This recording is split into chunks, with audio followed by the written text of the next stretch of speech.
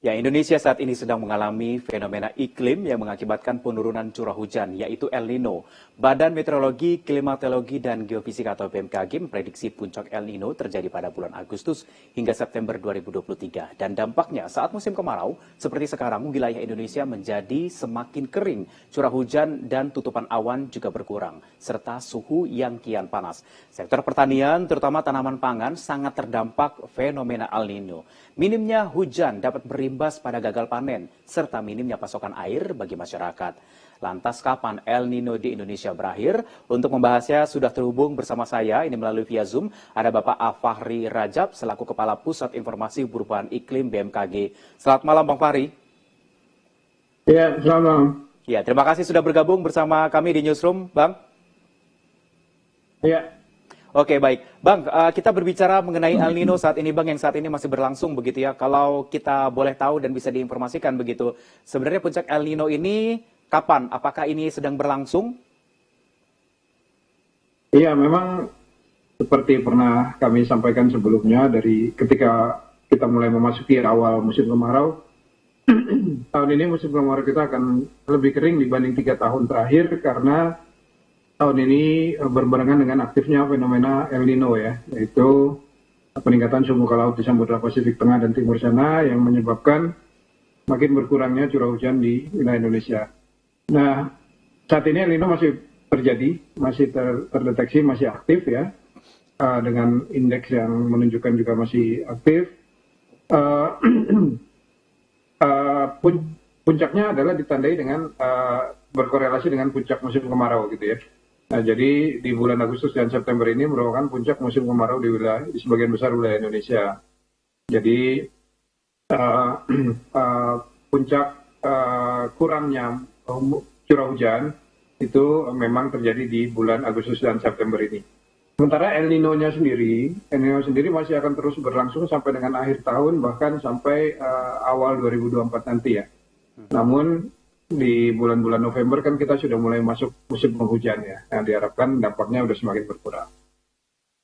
Oke, baik. Bang, saat ini El Nino yang sedang terjadi ataupun yang mengalami tingkat keparahan begitu di wilayah mana, Bang? Wilayah Indonesia bagian mana dan apa dampaknya, Bang?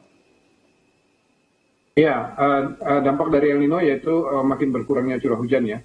Nah, saat ini daerah-daerah yang memang masih sangat minim curah hujannya itu seperti di Sumatera bagian selatan ya, kemudian Jawa, hampir sebagian besar Jawa, Bali, NTB, NTT itu juga sudah sangat minim curah hujannya, kemudian di Kalimantan bagian selatan, Sulawesi, hampir sebagian besar Sulawesi ya, kemudian Maluku bagian tenggara dan juga Papua bagian selatan. BMKG melakukan monitoring yang salah satunya adalah yang kami sebut dengan monitoring hari tanpa hujan berturut-turut gitu ya. Kalau sudah lebih dari 60 hari berturut-turut tanpa ada hujan, kita sebutnya itu HTH ekstrim ya, hari tanpa hujan ekstrim. Nah, terpanjang saat ini adalah 115 hari berturut-turut tanpa hujan itu di NTT, di Pulau Rote. Okay. Itu yang terpanjang 115 hari berturut-turut tanpa hujan. Bagaimana kondisinya saat ini di sana, Bang? Apakah ada pemantauan dari BMKG, apa yang dirasakan oleh teman-teman di NTT begitu, Bang, terkait dengan dampak El Nino yang 150 hari tanpa hujan ini? Iya, memang tentu dampaknya dengan makin minimnya curah hujan, ketersediaan air ya, itu juga menjadi isu penting ya, atau permasalahan yang harus juga teratasi. Kesulitan masyarakat dalam mendapatkan akses kepada air bersih karena makin minimnya curah hujan. Oke, baik. Bang, untuk El Nino sendiri, apakah masih akan bergeser ke tempat wilayah yang lain semakin dengan berjalannya cuaca begitu? Apakah memang sudah stuck saat ini di sini saja begitu wilayah yang sudah dipetakan saat ini? Iya. Yang dapat dipetakan adalah dampak terhadap curah hujannya ya, dampak terhadap kekeringannya ini. Jadi saat ini di Sumatera bagian utara seperti Aceh, Sumatera Utara, sebagian Riau itu sudah mulai ada hujan. Ya. Bahkan hari ini ada satu daerah di Sumatera Utara yang banjir gitu ya. Jadi memang Di Sumatera bagian utara sudah mulai ada hujan, tapi di bagian lain wilayah Indonesia, mulai dari Sumatera bagian selatan, seperti yang tadi saya sebutkan, Jawa, Bali, NTB, NTT, Sulawesi, sebagian Kalimantan itu masih sangat minim hujan. Nah, jadi seiring dengan makin mendekatnya musim kemarau, makin mendekatnya musim penghujan, diharapkan jumlah curah hujan akan semakin bertambah dan semakin merata terjadi di seluruh wilayah Indonesia. Diharapkan nanti di bulan-bulan November itu sudah mulai merata musim hujan di wilayah Indonesia. Baik, Bang, BMKG juga sempat mengatakan begitu ya, kalau El Nino tahun ini lebih parah begitu daripada jika dibandingkan dengan tahun-tahun sebelumnya. Bisa dijelaskan, Bang, mengapa begitu? Ya, jadi salah satu dampak El Nino kan kekeringan tadi ya. Jadi musim kemarau tahun ini jauh lebih kering dibanding 3 tahun terakhir, 2020, 2021, 2022. Kenapa? Karena tahun-tahun tersebut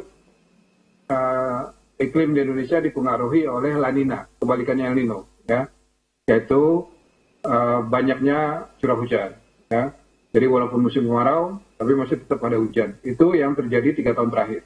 2020, 2021, dan 2022. Jadi maka disebutnya musim kemaraunya kemarau basah. Nah, tahun ini kebalikannya gitu ya. Jadi musim kemaraunya kering, sangat sedikit sekali terjadi hujan. Begitu. Oke, baik. El Nino ini apakah memang selalu setiap tahun ataupun akan melewati Indonesia begitu? Apakah ada masa-masanya, Bang? Iya, memang ini fenomena yang berulang dalam beberapa tahun ya. Terakhir Indonesia mengalami El Nino di tahun 2019, kemudian El Nino kuat di tahun 2015 gitu ya, 2005, kemudian tahun 97. Memang ini fenomena yang berulang terjadi. Biasanya setelah El Nino akan terjadi kebalikannya La Nina ya, yaitu periode basah. Nah, seperti yang terjadi di 2020, 2021, 2022 itu kita La Nina, basah. Nah, sekarang El Nino kering. Ya. Apa perbedaannya antara El Nino dan juga yang sekarang ini terjadi, Bang? Dengan La Nina?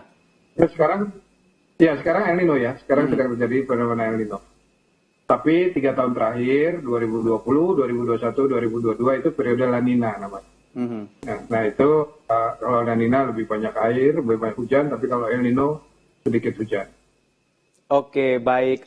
Memang kalau dikatakan Indonesia ini memang wilayahnya suka rentan dikelilingi dengan apa yang akan diprediksi oleh BMKG begitu ya, Bang ya. Kalau saya boleh tahu, Bang, ada tidak prediksi BMKG mungkin El Nino ini yang akan terjadi pada tahun ini akan terjadi tahun depan lagi kah, atau ada lompatan di tahun berikutnya lagi? Prediksi dari BMKG bagaimana, Bang? Iya, prediksi kami memang El Nino ini akan masih bertahan sampai dengan akhir tahun dan mulai mereda di awal 2024. Kemudian kita akan memasuki fase netral namanya ya, tidak El Nino dan tidak La Nina, fase netral.